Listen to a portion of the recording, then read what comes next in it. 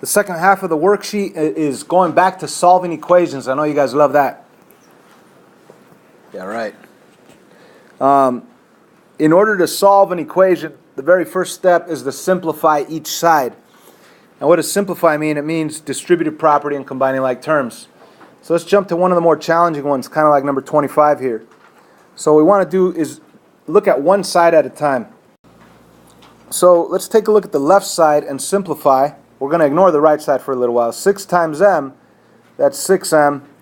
And then 6 times negative 2 is negative 12. And then we're obviously going to bring down the plus 14. Okay, and then out of those three terms, you could combine two of them. The negative 12 plus 14, you could combine those numbers. So you're going to end up with 6m plus 2. And of course, we're going to bring down this equal sign. Put it right here. And now that we've simplified the left side, there's nothing else to do. I can't add 6m plus 2. There's nothing else to do on the left side. Now I'm going to look at the right side and simplify.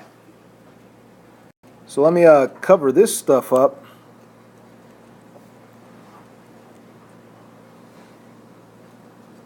Just for a little while. And let me distribute on the left.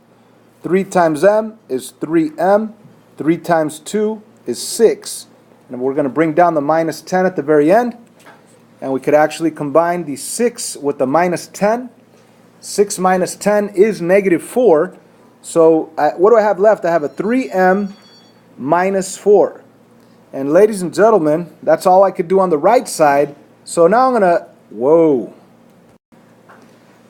Now I'm going to move that out of the way. And now we have our new equation without parentheses, completely simplified. And now we could actually start solving. So I'm going to subtract 3m here and subtract 3m over here. I'll get positive 3m plus 2 equals negative 4. Then I'm going to have to get rid of that positive 2 by subtracting 2 and subtracting 2. So my new equation is going to be 3m equals negative 6. And my final step would be to divide by 3 and divide by 3, and we'll get m equals negative 2 as a final answer.